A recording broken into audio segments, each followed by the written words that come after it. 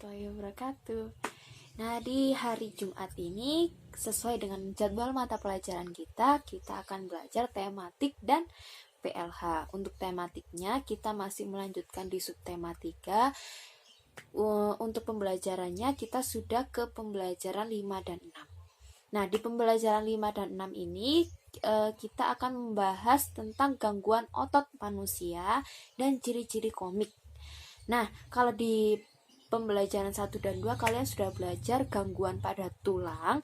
Nah, di pembelajaran 5 dan 6 ini kita akan belajar gangguan pada otot manusia serta ciri-ciri komik. Untuk selanjutnya mata pelajaran PLH kita akan membahas tanaman apa saja yang ada di Kota Batu ini. Untuk itu simak video ini, perhatikan video ini, catat poin-poin pentingnya, dan jangan lupa siapkan alat tulis. Seperti yang sudah saya sampaikan di awal video tadi, kita akan belajar 2 mata pelajaran, yaitu tema dan pendidikan lingkungan hidup. Untuk temanya kita sudah masuk ke pembelajaran 5 dan 6, dan PLH-nya yaitu bab 1. Untuk mempersingkat waktu, langsung saja kita bahas subtema 3, pembelajaran 5 dan 6, lingkungan dan manfaatnya. Gangguan pada otot manusia. Sebelumnya, Ibu ingatkan lagi bahwa otot merupakan alat gerak yang bersifat aktif.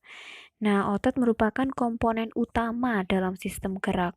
Sebagian besar gerak berasal dari aksi otot itu. Nah, kelainan atau penyakit pada otot akan berkaitan pada mekanisme gerak.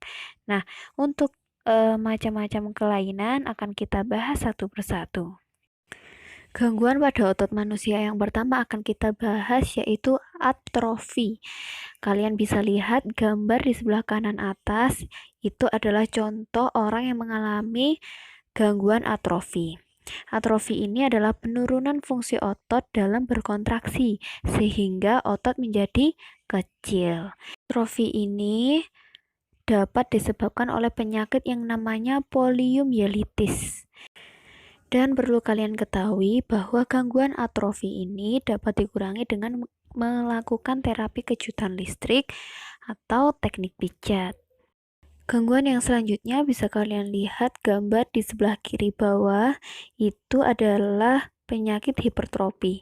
Hipertrofi ini kebalikan dari atrofi, karena di hipertrofi ini menyebabkan otot berkembang menjadi lebih besar dan lebih kuat daripada sebelumnya. Di hipertrofi terjadi karena aktivitas otot yang berlebihan, misalnya latihan olahraga dan bekerja yang terlalu berat. Jadi, perbedaan di antara atrofi dan hipertrofi adalah di atrofi otot menjadi mengecil atau menyusut, sedangkan di hipertrofi otot menjadi lebih besar dan kuat. Gangguan pada otot yang selanjutnya adalah hernia abdominal.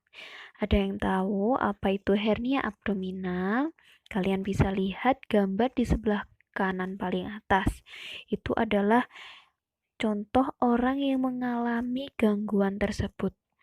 Gangguan hernia ini dikarenakan sobeknya dinding otot perut. Akibatnya, sebagian usus bergerak ke arah rongga perut.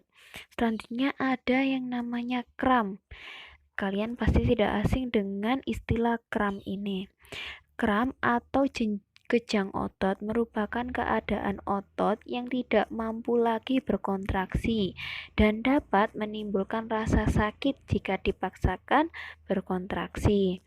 Kram terjadi karena kontraksi yang berlangsung secara terus-menerus. Lanjut ke gangguan yang selanjutnya yaitu kaku leher. Kaku leher ini biasa disebut dengan shift juga. Shift atau kaku leher merupakan peradangan pada otot trapesius leher sehingga leher menjadi sakit dan terasa kaku jika digerakkan.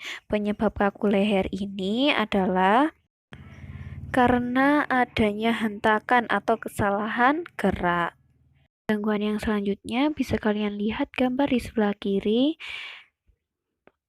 itu adalah gangguan yang bernama miastenia gravis. Penyebab dari miastenia gravis ini adalah otot melemah dan cenderung lumpuh. Gangguan miastenia gravis ini dapat menyerang otot-otot di sekitar kelopak mata, muka, leher, dan anggota gerak. Gangguan yang selanjutnya ada distrofi. Bisa kalian lihat gambar di sebelah kanan ini, itu adalah contoh orang yang mengalami penyakit atau gangguan distrofi. Distrofi merupakan penyakit yang bersifat kronis. Perlu kalian ketahui bahwa penyakit atau gangguan distrofi ini termasuk penyakit bawaan dan sejauh ini belum ada langkah untuk penanganan atau pengobatan khusus yang dapat menyembuhkan penyakit distrofi tersebut. Gangguan yang terakhir ada tetanus. Tetanus ini juga berbahaya. Penyakit tetanus ini adalah penyakit kejang pada otot karena infeksi bakteri yang masuk ke dalam luka. Nama bakterinya yaitu Clostridium tetani. Tetanus dapat dicegah dengan melakukan imunisasi. Perlu kalian ketahui, kalian harus berhati-hati saat berjalan tanpa menggunakan alas kaki, karena biasanya paku yang berkarat tersebut ketika menancap ke kaki kalian akan menyebabkan penyakit yang namanya tetanus. Nah, di sini ibu punya tips atau cara mencegah gangguan pada organ gerak. Yang pertama, untuk menghindari kaki X, ibu hamil dianjurkan mengkonsumsi sayuran dan susu yang mengandung kalsium. Tips atau cara mencegah yang kedua yaitu agar terhindar dari artritis, sebaiknya menjaga metabolisme asam urat dengan membatasi makanan yang memicu meningkatkan asam urat. Yang ketiga, agar terhindar dari skoliosis, lordosis, dan kifosis, lakukan olahraga secara teratur dan hindari kebiasaan sikap tubuh yang salah.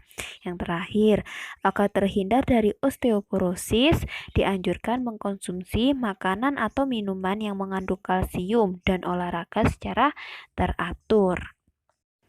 Selanjutnya, coba perhatikan gambar ini.